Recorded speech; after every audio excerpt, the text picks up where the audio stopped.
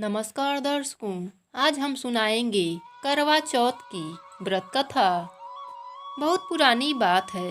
एक गांव में एक साहूकार रहता था। उसके 7 बेटे और एक बेटी थी। सातों भाई तथा बहन नित्य एक साथ प्रेम से भोजन किया करते थे। बहन का विवाह होने के बाद भाई भोजन करते समय बहन को याद करते और फिर अनमने से भोजन किया करते। जब कार्तिक से पहले बेटी विदा होकर घर आई तो घर में खुशियां छा गई। अब भाई बहन मिलकर भोजन किया करते। कार्तिक कृष्ण पक्ष में करवा चौथ का व्रत आया। घर में सभी ने व्रत रखा।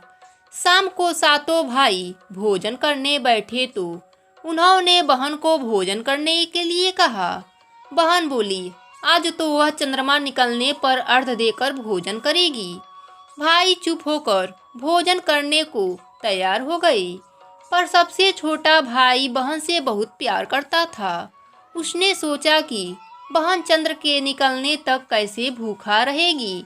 उसने भाइयों से सलाह करके वृक्ष के सहारे सीढ़ी लगाई और चलनी के पीछे दीपक रखकर उसके प्रकाश को चंद्रमा बता दिया और भोली बहन को अर्घ देने को कहा।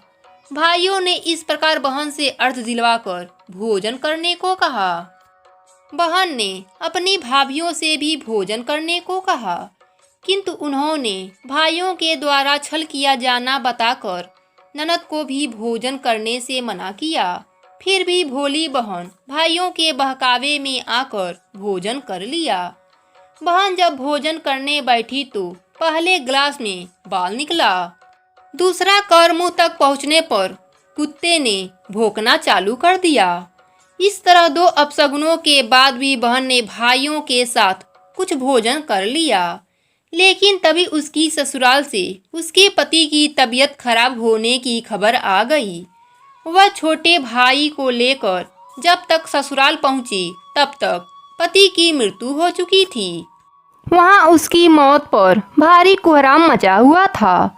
माँ ने अपनी लड़की को ससुराल भेजते समय समझाया था कि जब वह पति के गांव पहुँचे तो घर जाते समय रास्ते में जो भी बड़े व्यक्ति और स्त्रियां मिले उनके पांव छूती जाना और आशीर्वाद प्राप्त करना। उसने ऐसा ही किया। जब वह पति के घर पहुंची तो वहां की हालत देखकर वह हैरान हो गई। मुख से एक बार चीख निकली, फिर वह गुमसुम सी एक ओर बैठ गई। उसकी सास ने उसे धरती पर पड़े पति के पास ला बैठाया। कुछ देर के बाद वह जोर जोर से रोने लगी और बोली, हाय, भूल से व्रत को भंग कर दिया। हे गणेश जी महाराज, आप मुझे क्षमा कर दीजिए। मेरा अपराध आप ही क्षमा करेंगे। इस तरह वह कहती और जोर जोर से रोती जाती। तभी भगवान शंकर और माता पार्वती उधर से निकले। पार्वती जी ने हाल जानकर कहा, हे स्वामी, यह तो बहुत कम उम्र में विधवा हो रही है। यह अपना शेष जीवन कैसे काटेगी? प्रभु, आप कुछ कीजिए। शंकर भगवान बोले, प्रिय, आपका कहना सही है, किंतु यह अपराध तो गणेश जी के प्रति हुआ है। वही इसे संभालेंगे। उन्होंने गणेश जी से उसे सुहागिन बने रहने के लिए कुछ करने को कहा। तब गणेश जी ने व्रत खंडन करने तथा उसकी भूल को क्षमा कर दिया और कहा कि अब वह अगली करवा चौथ का व्रत करने में कोई भूल न करे। तब तक उसका पति राम राम कहकर उठ बैठा और बोला, मैं तो आज बहुत सोया हूँ। घर में आनंद छा गया। बहू ने वर्ष के सभी चौथ माता के व्रत किए। सभी चौथ माताओं ने कार्तिक की सबसे बड़ी करवा चौथ का व्रत करके अखंड सौभाग्य पाने की बात कही। तब उसने कार्तिक आने पर करवा चौथ का व्रत विधि पूर्वक पूर्ण किया और अपने पति सहित सुख से रहने लगी।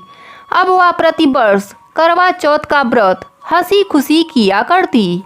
हे करवा माता, आपने जिस तरह साहूकार की बेटी को व्रत करने पर उसके पति को दीर्घायु प्रदान कर उसे सौभाग्य दिया, उसी तरह प्रसन्न होकर सभी व्रत करके इस कथा को पढ़ने सुनने वाली देवियों को भी उत्तम और अखंड सौभाग्य प्रदान करना।